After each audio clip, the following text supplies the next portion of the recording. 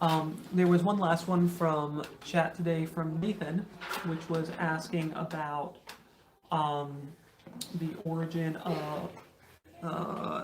Let me just pull up the exact wording. Can you talk about peace, Lord Pagan versus the reclaimed as a religion and the origins of it? Let's talk etymology first. Um, it comes from the Latin word paganus, which literally meant villager, rustic, civilian. Basically, it's an Non-combatant. right. It's an imperial Roman term that the Roman legionnaires would apply to the people who lived in the places that they were stationed, because you were not permitted to be stationed in your province of origin. So one of the things that so pagan actually comes from the root that means fastened in place. So the idea was that you as a soldier got stationed to a place other than where you were born, and you were worldly and traveled. And the people who didn't travel, who were fastened in place as indigenous civilians, people who were native to an area and stayed in an area, were pagan.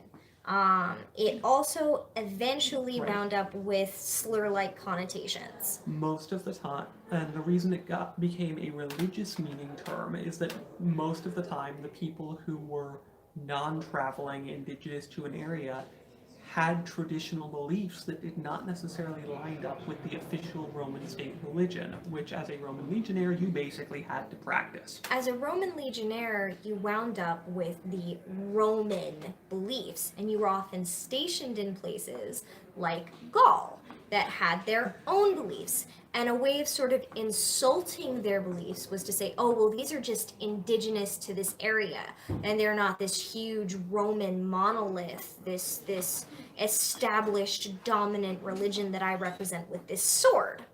Now, Right. when Rome became Christianized, what? Rice. Yes. When Rome became Christianized, you're not visible. Oh, okay. I thought my butt was gonna be. No. It's not. Your butt is smaller than you think it is, whereas mine is much bigger than I think it is because I keep knocking things over with it. When Rome became Christianized, this took an additional meaning of, well, Non-Christian, basically. these people with their indigenous, local, fastened in place folk magic is somehow less Less good. less good. And in particular, Less Roman. pagan started having this connotation of incompetence. In particular, in compared to the soldiers of Christ. The Christian Roman soldiers had this very military idea of Christianity. I mean, they were from a dominant religion that liked to force you to convert at the point of a sword. And they started having, I forget the word, it's like militus? Is that what it is?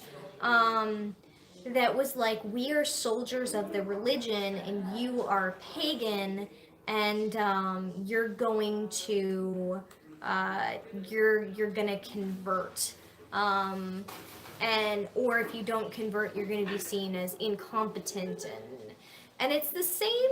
You actually see it still now in Western imperialist, colonialist magic, where there's this denigration of the paths of the indigenous people. We've just now made it so that paganism, as dominated by sort of Western imperialist colonialist ideology, very European based, is now stealing, appropriating, and denigrating from other indigenous people like First Nations people, South American people, African people. So we've just shifted where and when and how it's happening and what words are being used for it. But it's definitely something that continues to this day.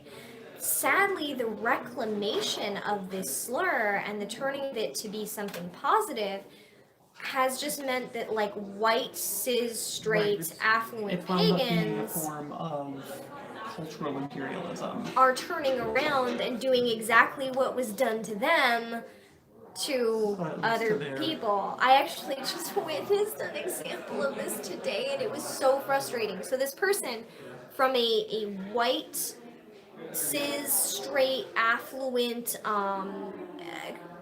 very gendered tradition, was talking about how their tradition was secret and closed, and you had to be born into it, and you had to swear yourself to secrecy, and they were not allowed to teach anybody else, and everybody else was appropriating.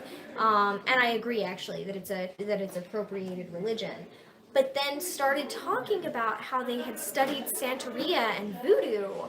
And I'm like, you are like a super white person. Right, the level of hypocrisy there was pretty high. And you just talked about how your culture is closed and you were sworn to secrecy and you're not allowed to teach elements of it.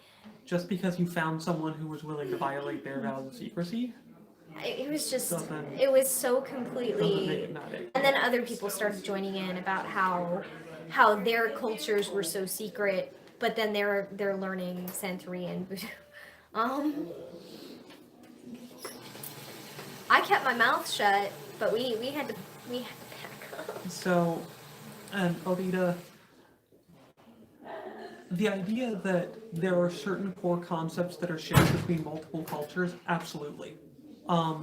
And that basically there are different cultures using different names for related concepts. Yeah, that is definitely a thing which can occur.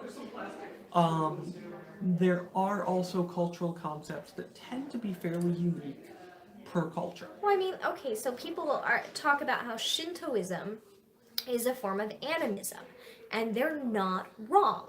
And absolutely, certain Native American animist traditions are going to very closely resemble certain Shinto animist traditions. That does not mean they're identical or that they don't each contain concepts unique to those spiritual, cultural, and religious traditions that really can't be well understood sans cultural context. Shintoism is best understood by someone who grew up in the Japanese culture in Japan, just as the animism of, say, the Lakota or the Algonquin is going to be best understood by someone who is Lakota or Algonquin. Now, whether or not they're willing to have that be open is up to those religions. But in particular, there is a tendency in Western thinking that, like, they owe it to you. Like, you can learn it whether they want you to or not. And when you're talking about a history of genocide and oppression and dehumanization and objectification and marginalization, we've taken enough.